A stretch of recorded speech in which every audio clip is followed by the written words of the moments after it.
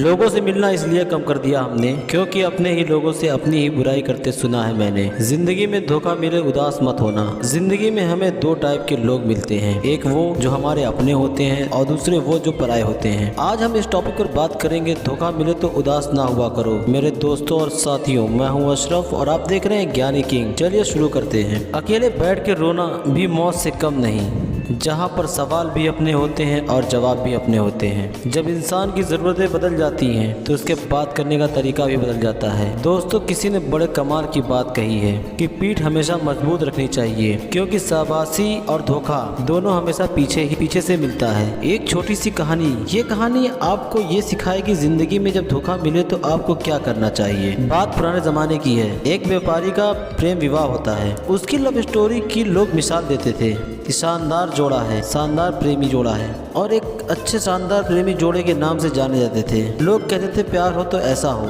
हर किसी को उनके बारे में मालूम था। पूरे नगर में जहाँ भी लोग जानते थे उनके बारे में, सब उनकी मिसाल देते थे कि प्यार हो तो ऐसा हो। सबकी मसाले बुझ जाती थी, तब भी उसकी छत पर एक मसाल जलती रहती थी जो पूरी रात जलती थी। उसके प्रेम के बारे में नगर के राजा रानी को भी मालूम था। एक बार राजा रात में राजमहल की छत पर खड़े होकर राजा साहब अपनी रानी के साथ आसमान में चांद तारे देख रहे थे।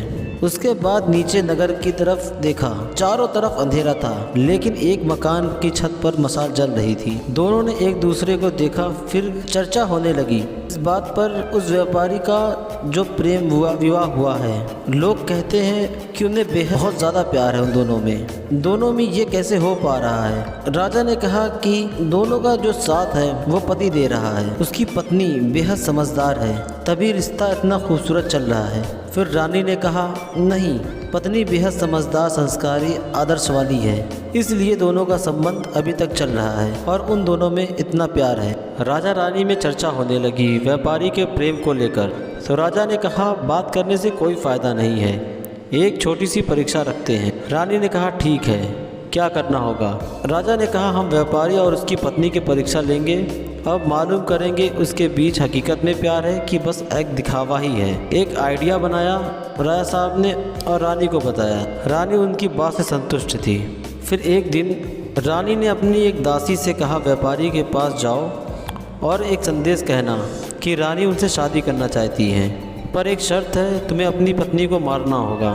तो व्यापारी ने कहा कि मैं अपनी पत्नी को नहीं मारूंगा, मैं उनसे बहुत प्यार करता हूँ, और रानी की ऐसी 100 रानियाँ क्यों ना आ जाएं, फिर भी मैं अपनी पत्नी को नहीं मारूंगा। दासी वापस आती है और रानी को बताती है कि व्यापारी ने ये कहा है। उसी दिन राजा ने अपने एक नौकर को भेजा व्यापारी के पत्नी के पास। उसने कहा कि तुम अपने पति को मार दो और राजा आपसे शादी कर लेंगे।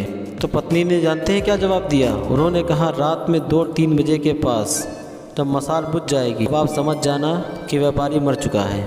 पर राजा ने अपने सिपाहियों को आदेश दिया मसाल जल बुझने से पहले उसके घर के पास पहुंच जाओ और व्यापारी को मरने ना देना, क्योंकि एक परीक्षा है उन दोनों के प्रेम की।